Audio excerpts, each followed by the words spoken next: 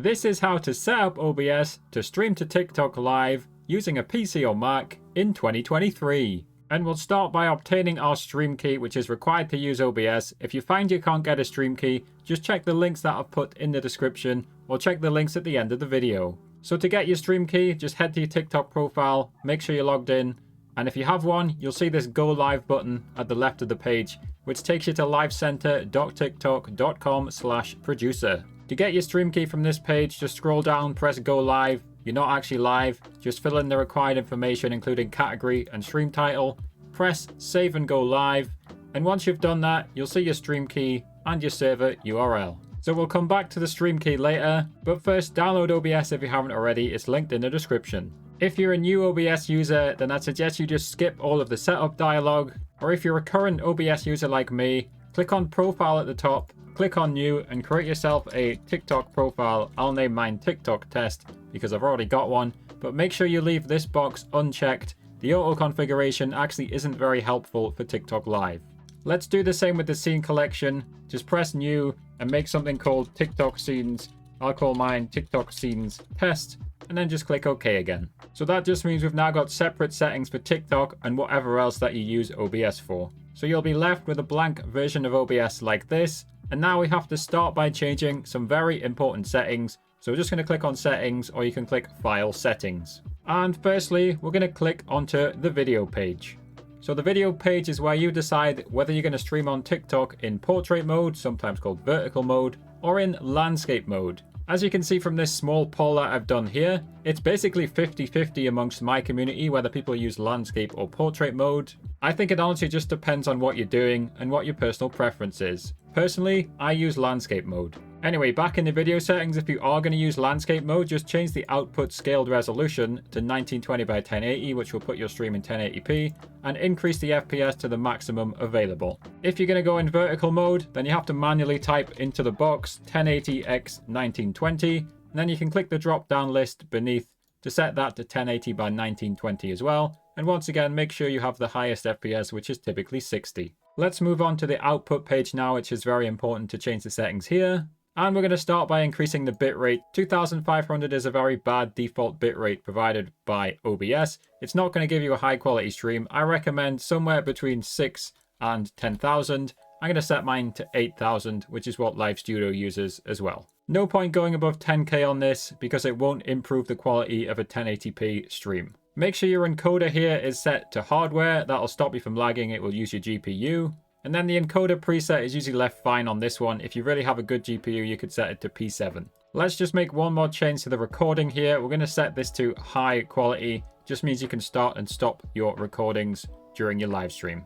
Anyway, we're going to focus on the streaming setup. So that's all the settings you need for a good stream. So just hit apply and then hit OK. You can see for me, it's now changed me into vertical mode. So let's set up a basic live stream by adding our display and adding a camera in. Starting with the display, underneath sources here, I'm just going to click the plus button. Then I'm going to click on display capture. You can change the name if you want. Click OK. Then just choose the correct monitor from the list. Once you've got the correct monitor, make sure capture cursor is enabled and click OK. Now, especially if you're streaming in vertical mode, you might have to resize it by clicking on the red squares here and dragging.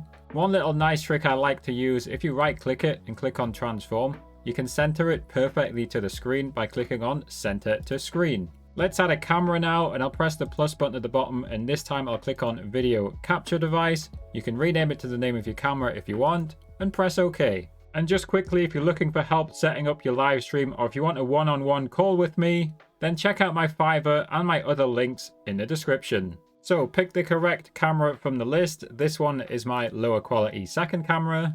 And then we do want to make a few changes here. I'm going to change the resolution FPS type to custom. And then we're going to make sure we're in the highest possible resolution. So in this case, 1080p, and the FPS is the highest FPS available. The other defaults should be fine. Play around with them if you want, and just press OK. Once again, I'm going to have to resize, and you probably will have to too. So one of the most common things people do is to put the camera at the top, and then gameplay or whatever else they're doing goes beneath that. Now I feel like I'm looking a bit small here, so I'm going to hold the Alt button and crop this. So you hold Alt and drag the red squares. I'm going to crop it from 3 different sides. And once I've cropped it, I'm going to put myself in the top right corner and just drag out a bit. But now what I'm doing is I'm now covering the gameplay or whatever else is there. So very simple fix for that. I'm going to go into sources and just drag the camera beneath the display capture. That just puts whatever is on the display above the webcam. Now if you're setting up a vertical mode stream, this final third at the bottom here is usually filled with the chat. So most people will either just drag the display down something like this, or they'll fill this final third with an image. So if you want to add an image, just press the plus button, click on image, and then just find the correct image. Now, of course, the viewers need to hear me and they need to hear the desktop audio. So let's add both of those, and we're going to add a very important filter to our microphone. So firstly, just check this audio mixer here. Sometimes OBS will already add in your speakers and sometimes your mic. To check you've got the correct thing added, you can just press the 3 dots and click on properties and see which device it's coming from. In this case, it's trying to pick up the mic on my webcam. Now, of course, I don't want that. So if you want to mute anything you don't want, you just press the speaker icon. And now the mic on my webcam won't be picked up. And if the audio mixer isn't showing any of your mics or any of your speakers, let's add them as a source. So we'll start by adding our speakers. I'll click on the plus button once again. And what we're looking for here is the output audio capture. Once again, rename it if you want. Press OK and literally just pick the correct speakers off your list. For me, it's this one here. And press OK. And you can see now the audio output capture has now been added. We're going to repeat the same process now to add our microphone. So I'll press the plus button. This time it's an audio input capture. And once again, I'll choose the correct microphone from the list, which is my Quadcast. Press OK. You can now see the green bar is moving, which confirms my mic has been added. Now, speaking of the green bar, you're probably noticing it's moving even when you're not speaking because it's picking up very minute sounds such as your computer fans. Very simple fix for that. Just press the 3 dots next to the mic, click on filters, press the plus button, and we're going to add noise suppression. Just click OK. You can leave it on the higher quality one and just press close. Simple as that. We've now eliminated any background noise such as fans or AC. Finally, we need to enter our stream key into OBS. So head back to the Live Center and get your server URL in your stream key. Then in OBS, click File, click Settings, and we're going to head to the stream section here and change the service to Custom. Now you just paste in the server URL, paste in the stream key. You don't need to tick that. And then just press OK. Now all you have to do is hit the Start Streaming button and you'll be live on TikTok. When you finish streaming, you have to end the stream both on OBS and you have to end the stream on this page here as well. And if you don't have a stream key, check out this video here to learn about Live Studio, or check out this one here to learn about mobile gaming. Subscribe if you found this useful. Thanks to the channel members for supporting my videos, and thanks for watching.